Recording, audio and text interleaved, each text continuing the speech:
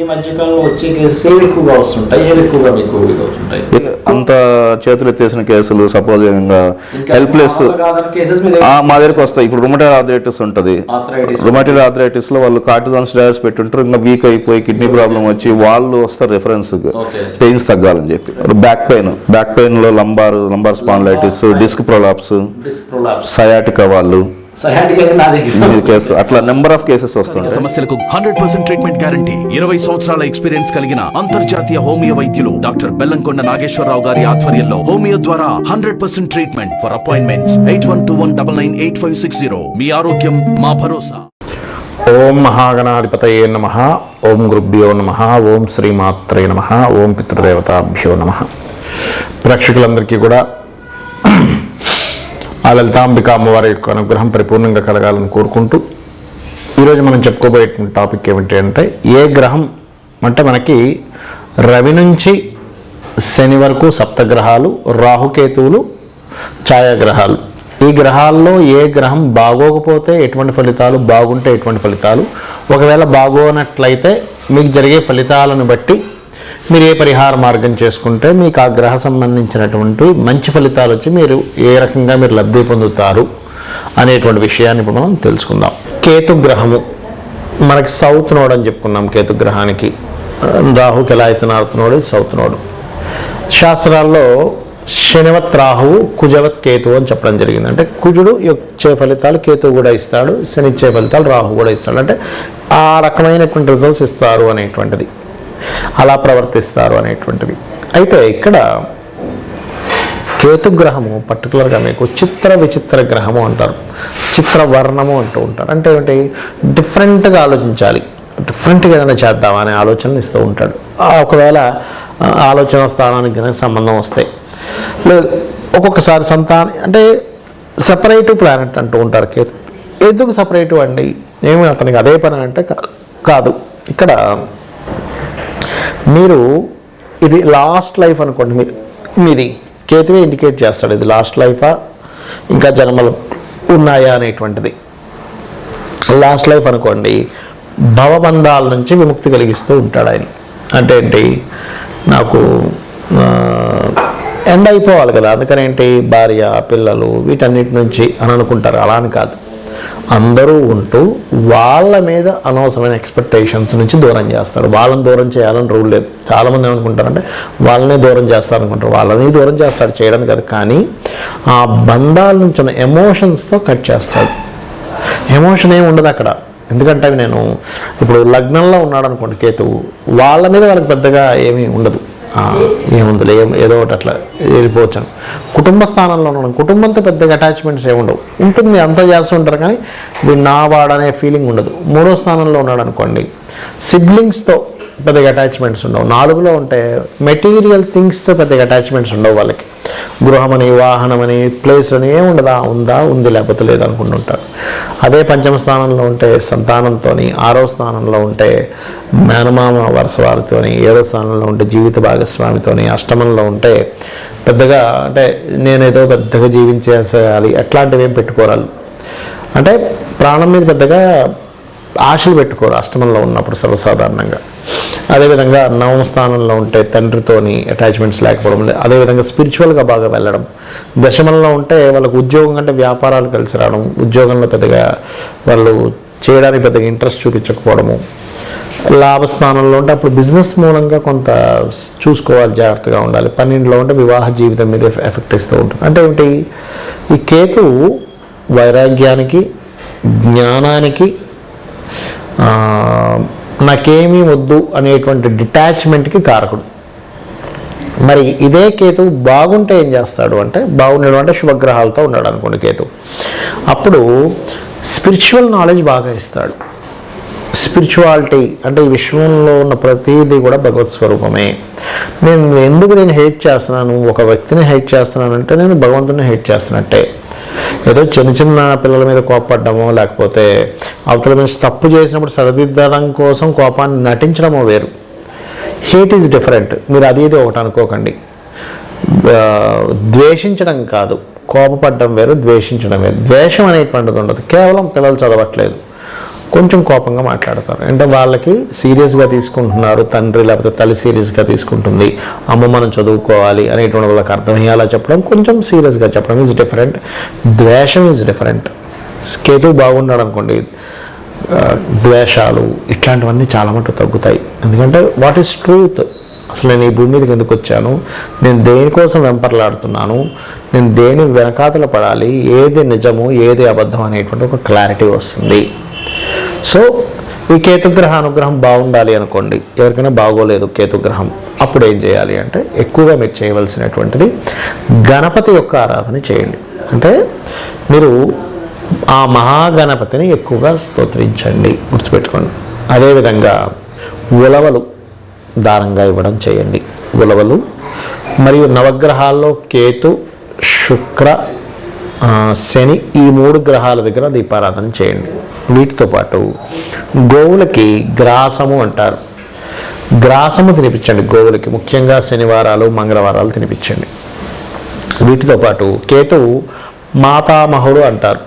ఇప్పుడు రాహు ఎలా అయితే పితామహుడు, కేతువు మాతామహుడు అంటే అమ్మమ్మ నానమ్మ, వీళ్ళతోని మీరు వాళ్ళని ఆనందించడానికి, వాళ్ళ ఆనందంగా ఉండడానికి ఏదైనా వాళ్ళకి ఏదైనా ఒక గిఫ్ట్ ఇవ్వడము, ఏదో ఒకటి వాళ్ళతో సరదాగా మాట్లాడటము, చక్కగా వాళ్ళని నవ్వించేలా ఏదైనా చేయడం చేస్తుండండి. అప్పుడు వాళ్ళ యొక్క బ్లెస్సింగ్స్ ద్వారా మీకు బాగుంటుంది లైఫ్ అనేటువంటిది. అదేవిధంగా కేతువు బాగోలేను కూడా దేని మీద అటాచ్మెంట్స్ పెట్టుకోక, సర్వసాధారణంగా ఇందాక నేను చెప్పాను కొన్ని ఏ స్థానాల్లో ఉంటే ఎటువంటి ఫలితాలు వస్తాయని.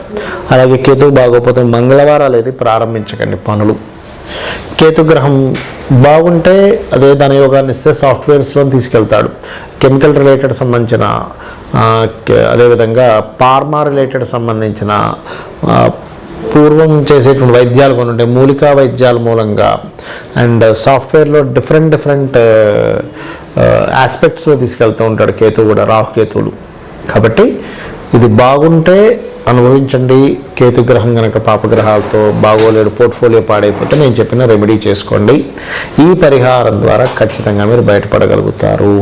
ఇప్పటి వరకు మనం చెప్పుకున్నటువంటిది ఏదైతే ఉందో దాని పర్టికులర్గా కొన్ని కండిషన్స్ ఉంటాయి. ఏమిటది? కండిషన్ నెంబర్ 1, మీ పర్సనల్ చార్ట్లో లగ్నం నుంచి క్యాల్కులేషన్ చేసి ఆ యొక్క రవి, ఒక్కొక్కసారి రవి కావచ్చు, నవగ్రహాల్లో ఏదైనా కావచ్చు, పొజిషన్స్ని బట్టి కూడా మీకు ఫలితాలు అనేటువంటివి మారుతూ ఉంటాయి. ఒకటి గుర్తుపెట్టుకోండి. అది ఎలా అంటే మీ జన్మజాతకంలో లగ్నానికి శుభుడా పాప ఎలా ఉన్నారనేటువంటిది. రెండవది ఏమిటంటే ఇప్పటి వరకు మనం చెప్పినటువంటి ఏదైతే పరిహారాలు ఉన్నాయో అందులో మీ యొక్క తత్వం మార్చుకునే పరిహారాలు, మీరు చేసే కర్మలకు సంబంధించినటువంటిది, మీరు చేసేటువంటి దానాలకు సంబంధించినవి, జపం సంబంధించినది ఏదైతే ఉన్నాయో ఇవన్నీ కూడా కంటిన్యూస్గా చేయాలి. మార్పు రావాలి అంటే ఏదో ఒకరోజు చేశాను, ఓ వారం రోజులు చేశాను. చాలామంది చేసే మిస్టేక్ ఏంటంటే ఒక వారం చేశానండి అని వారం 10 రోజులు అవగానే మానేస్తారు. మళ్ళీ ఒక నెల రోజులకో, వారానికో, 2 వారాలకో గుర్తు వస్తుంది, అయ్యో ఆ రోజు మనం అనుకున్నాం కదా, మళ్ళీ స్టార్ట్ చేస్తారు. ఇలా మీరు చేసేటట్టయితే మీకు ఫలితం రాదు. ఖచ్చితంగా కాన్సన్ట్రేషన్గా చేయాలి. చాలామంది నన్ను అడుగుతుంది ఏంటంటే, ఏమండి నేను మీరు మంత్రం చెప్తున్నటువంటిది నేను కూర్చుంటాను, ఒక 5 నిమిషాలు మాత్రం కాన్సన్ట్రేషన్గా ఉంటుంది, దాని తర్వాత నా ఆలోచనలు ఎక్కడికో వెళ్ళిపోతాయి, ఏం చేయాలని అడుగుతూ ఉంటారు. నేను చెప్పేది ఒకటే, ఇది అందరికీ ఉన్న ప్రాబ్లం. ఇది అందరికీ కూడా మనం ఒక దాని మీద కాన్సన్ట్రేషన్ చేసేటప్పుడు కొంతమందికి అయితే 1/2 సెకండ్లోనే వేరే దగ్గర వెళ్ళిపోతుంది ఆలోచన, మనస్సు, ఇవన్నీ కూడా వెళ్ళిపోతున్నా కూడా మళ్ళీ తీసుకొచ్చి కూర్చోబెడుతూ ఉండండి, మరలా సాధన చేయండి, మరలా మంత్రం చేస్తూ ఉండండి, కంటిన్యూస్గా చేస్తూ ఉండండి. అలాగ ప్రాక్టీస్లో మీకు కూర్చున్న దగ్గర అలాగ మంత్రం మీదే ధ్యాస చేయడం జరుగుతుంది. దాని ద్వారా మీకు ఫలితం కూడా వస్తుంది. అలాగే మరొకటి ఏమిటంటే ఇక్కడ చాలామంది అడుగుతున్నటువంటిది ఏంటంటే ఈ కండిషన్స్లో, ఏమండి మా ఇంట్లో పలానా వాళ్ళు అంటే ఉంటారు కదా పెద్దవాళ్ళు, ఎవరో ఒకరు గతించడం జరిగింది, ఇప్పుడు ఈ మంత్రము, ఈ దానము ఇవి చేయొచ్చా అని కూడా అడుగుతూ ఉంటారు. నేను చెప్పేది ఒకటే, కేవలం 11 రోజులు మాత్రమే ఉంటుంది. 11వ రోజు తర్వాత నుంచి ఆలయానికి వెళ్ళొచ్చు, దానం ఇవ్వచ్చు, ఇంట్లో దీపారాధన చేయొచ్చు, మరియు ఏదైనా సరే ఒక నామం తీసుకొని జపం చేసుకోవచ్చు. దీనికి ఎటువంటి దోషము లేదు. ఇవన్నీ ఎందుకు చెప్తున్నానంటే మీకు చాలామందికి ఒక రెమెడీ చెప్పిన తర్వాత మరి ఇప్పుడు ఇలా ఉంది, చేయొచ్చా చేయకూడదా అని అడుగుతూ ఉంటారు. అలాగే మరొకటి ఏంటంటే మీరు దేవతా ఆరాధనతో పాటు పితృదేవత ఆరాధన అంటారు. లలిత అమ్మవారు దేవతా రూపంలోని పితృదేవతా రూపంలో 2 రూపాలలోని ఎనర్జీని ఇస్తున్నటువంటిది అమ్మవారే అని చెప్పి మనకి స్పష్టంగా లలితా సహస్రనామాల్లో చెప్పబడింది. కాబట్టి మనం చేయాల్సింది ఏమిటి, కేవలం ఇంట్లో దేవతా పూజ లేకపోతే నిత్య దేవతారాధన ఆలయానికి వెళ్ళడంతో పాటు అమావాస్యలు వచ్చినప్పుడు ప్రత్యేకంగా పితృదేవతల కోసమని స్వయం పాకం ఇవ్వండి. స్వయం పాకం అంటే మీకు బియ్యము 1 కిలోనో 2 కిలోలు 5 కిలోలు మీ స్తోమతను బట్టి బియ్యము, 2 రకాల పప్పులు, ఏవైనా వండుకునేటువంటి పప్పులు 2 రకాలు, ఆకుకూర 2 రకాల కూరగాయలు, పప్పు మిరపకాయలు, ఉప్పు ఇటువంటివి ఇస్తారు. ఇవి బ్రాహ్మణుడికి ఈశ్వర స్వరూపంగా భావించి ఇవ్వాలి. ఇవి ఎందుకు ఇవ్వాలి అంటే మనకి తెలియకుండానే మన గ్రహస్థితి ఒక్కోసారి దేవతా ఆరాధనతో పోదు, పితృదేవత ఆరాధన చేస్తేనే పోతుంది. అంటే వాళ్ళ కృతజ్ఞతాభావంతో మనం ఇస్తున్నాం. చాలామంది అనుకుంటారు ఏంటి, ఏమంటే మరి ఇక్కడ ఇస్తే వీళ్ళకి ఇస్తే అక్కడికి ఎలా వెళ్తుంది అని. ఇక్కడ మీరు అర్థం చేసుకోండి, ఒక బ్యాంకులో మనం ఒక చెక్ వేస్తే ఎక్కడో దేశంలో ఉండేటువంటి వాడికి డబ్బులు ఇవ్వట్లేదా, అలాగే మనము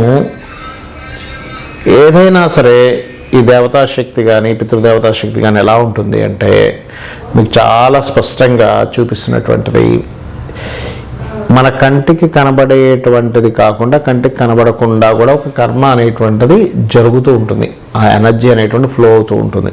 కాబట్టి కంప్లీట్గా పితృదేవతలు ఉన్నారు, దేవతలు ఉన్నారు, భగవంతుడు అనేవాడు ఉన్నాడు, ఇప్పుడు నేను ఎంత అనుభవిస్తున్నా ఇదంతా పూర్వజన్మలో చేసుకున్నటువంటి కర్మనే.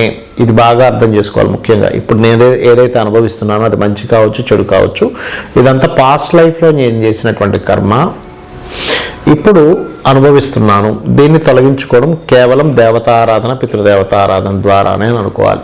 ఇక మరొక పాయింట్ చెప్పి ముగిస్తాను. చాలామంది అంటుంటారు, ఏమండి ఈ దానము ఆలయంలో ఉన్న పురోహితుడికే ఇవ్వాలా, బయట బెగ్గర్స్ ఉంటారు లేకపోతే ఇంకెవరైనా ఉంటారు వారికి ఇవ్వచ్చా అని అడుగుతూ ఉంటారు. ఒకటే గుర్తుపెట్టుకోండి, శాస్త్రాల్లో దీనులకి అంటే పాపం ఇబ్బంది పడుతున్న వారికి చేయమని చెప్పింది, మీరు గ్రహ సంబంధించిన దానము చేయమని చెప్పింది. అయితే రెండిటికి రిజల్ట్స్ వేరువేరు ఉంటాయని చెప్పబడింది. ఏమిటది అంటే, మీరు ఒక పురోహితుడికి ఇస్తున్నారు ఆలయంలో, వీరికి ఇచ్చేటువంటి దానం శాస్త్రోక్తంగా ఒక సంకల్పం చదువుకొని ఫలానా గ్రహ దోషము పోవాలి అని దానం ఇస్తున్నారు. అంటే ఏమిటి, మీ యొక్క పాస్ట్ లైఫ్లో చేసిన కర్మ యొక్క దోషాన్ని ఈ యొక్క పురోహితుడు తొలగించడానికి ఆ దానాన్ని తీసుకుంటున్నాడు. తర్వాత అతను గాయత్రి జపం చేసుకుంటాడు. దాని ద్వారా మీ యొక్క కర్మ చాలా మటుకు దగ్ధమయ్యేటువంటి ప్రాసెస్ ఈ దానం. మరి బయట ఇస్తాను చూసారా, బయట ఎవరికైతే మీరు బిచ్చగాళ్ళకు అడుక్కునే వాళ్ళకి లేకపోతే ఏమీ లేనటువంటి పేదవారికి మీరు దానం ఇస్తారు. డబ్బులు కానివ్వండి, వస్త్రం కానివ్వండి, అన్నం కానివ్వండి, ఏదైనా సరే మీరు వాళ్ళకు ఉపయోగపడేది ఇస్తున్నారు అనుకోండి. ఇది దేనిగా కన్వర్ట్ అవుతుంది అంటే, మీరు పాస్ట్ లైఫ్లో చేసినటువంటి దోషము తొలగించడానికి అది తోడ్పడదు, ఫ్యూచర్ వాటికి ఉపయోగపడుతుంది. అంటే ఏమిటి, నెక్స్ట్ జన్మకి పుణ్యంగా మారుతుంది. ఇది డొనేట్ చేసేవన్నీ కూడా పుణ్యంగా మారుతాయి. దోషం తీసేసేయడానికి పురోహితుడికి ఇచ్చేవన్నీ కూడా పాస్ట్ లైఫ్లో చేసినటువంటి దాన్ని దోషం తొలగించడానికి ఉపయోగపడతాయి. దీన్ని దృష్టిలో పెట్టుకొని మీరు దానం చేయండి అనేటువంటి తప్పు లేదు. సో ఇప్పుడు నేను చెప్పినటువంటి కండిషన్స్ ఏవైతే ఉన్నాయో ఇవన్నీ పాటించి మీరు ఆ లలితాంబిక అమ్మవారి యొక్క అనుగ్రహాన్ని పరిపూర్ణంగా పొందాలని మనస్ఫూర్తిగా కోరుకుంటూ శ్రీమాత్రే నమః.